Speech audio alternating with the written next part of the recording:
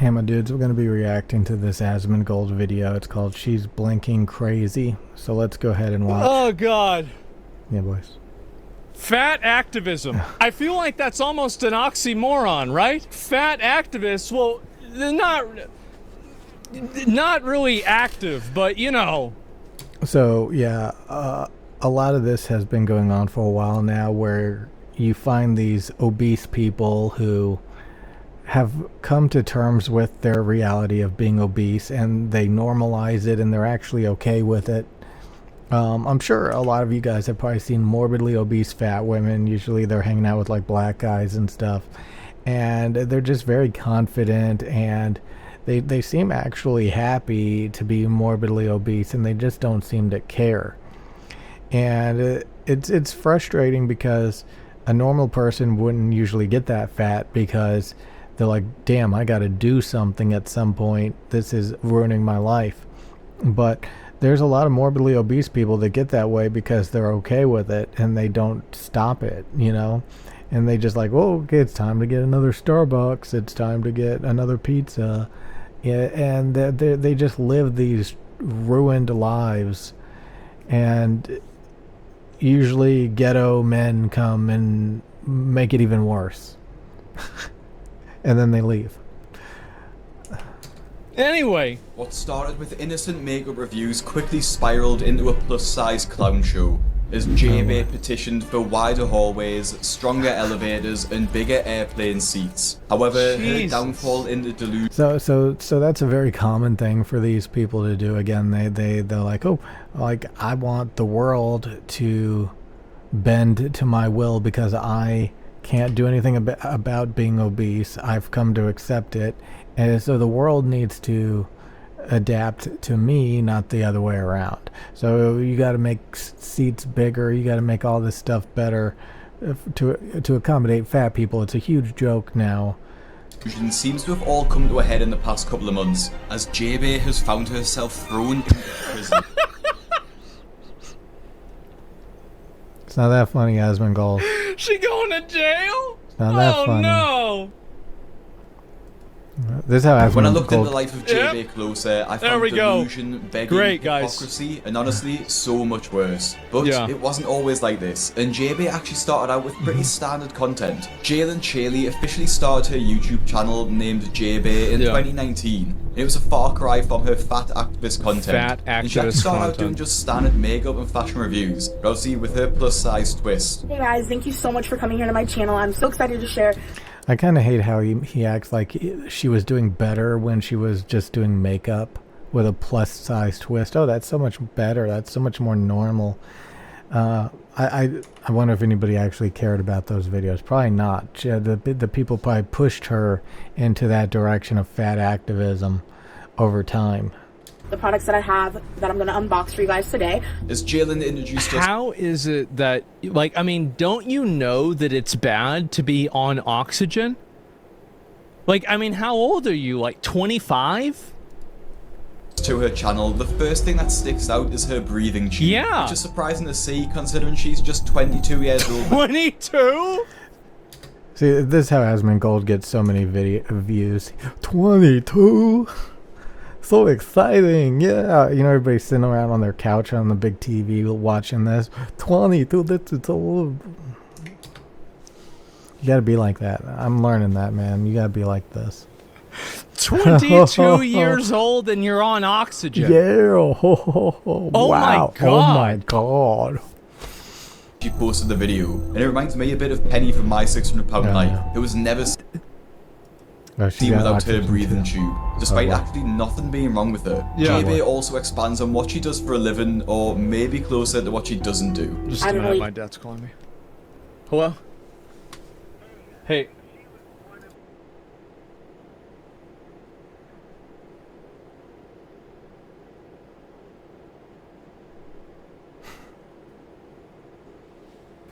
He said he thinks this was the person who was sitting in his bed that left the bed all deformed, and it was like creased because it was like some 600-pound person sleeping on it. Oh boy.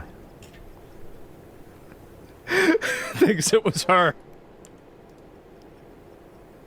It's not that funny, Asmund. JB also expands on what she does for a living, or maybe closer to what she doesn't do. I haven't really addressed it, but right now I've been going through some health issues for the past few months. And those health issues are pretty clearly related to her weight, as she has recently revealed that she weighs over 500 pounds. And that means that she probably weighs over 600 pounds.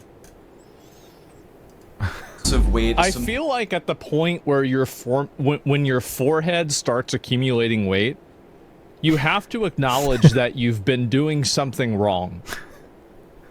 It has nowhere else to go, so it's going to your forehead. I gotta admit, that's a little funny. That's become a focal point of her content, oh as she started to realize that her clothing videos weren't getting the views that she wanted, except maybe the lingerie try-ons, which...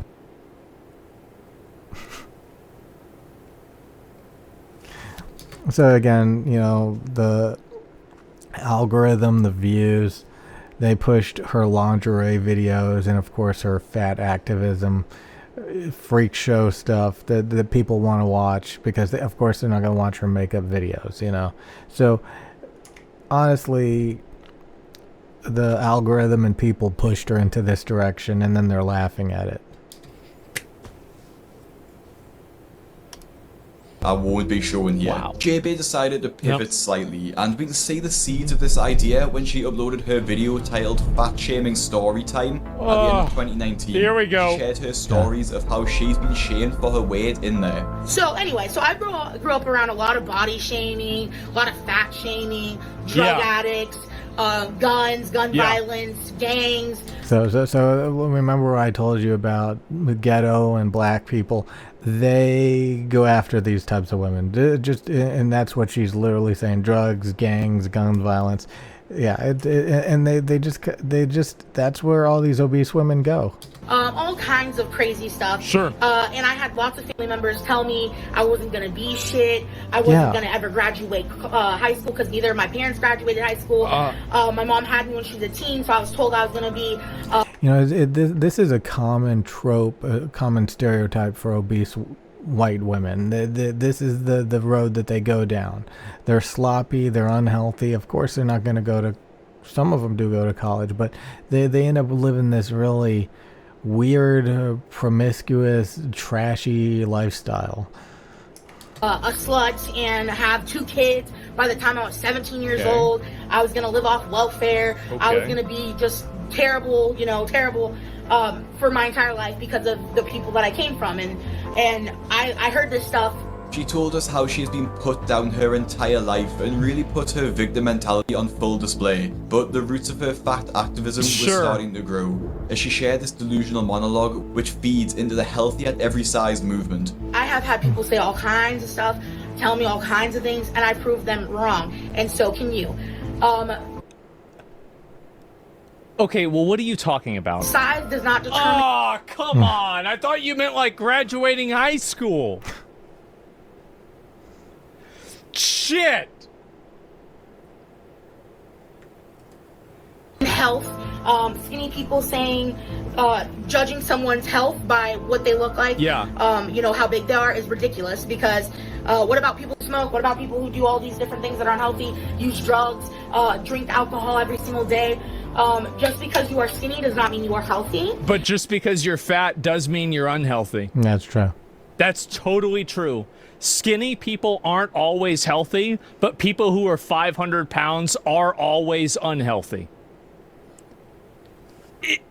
Duh. That's true. Fucking duh. Yeah, categorically, if you are this size, you're unhealthy. That's true. So if you go to the word morbid obesity, let's go ahead. Morbid definition. Okay, I don't think we have time to watch 40 more minutes of this, but you get the point. You know, she is crazy. She is crazy. And people that get obese women who get in this situation of where they come to accept it and they don't ever do anything about it, and then they have to cope with all these delusional ways of thinking to normalize it. You know, it's you're going to be on oxygen at 22 and you're going to die in your 30s or 40s, and that's going to be the end of it, you know. And sure, it's a laughing stock and stuff, but I mean, it's kind of sad because a lot of these people they can't help it, and they just try to live the happiest, best life they can with what they were dealt with, and it's sad.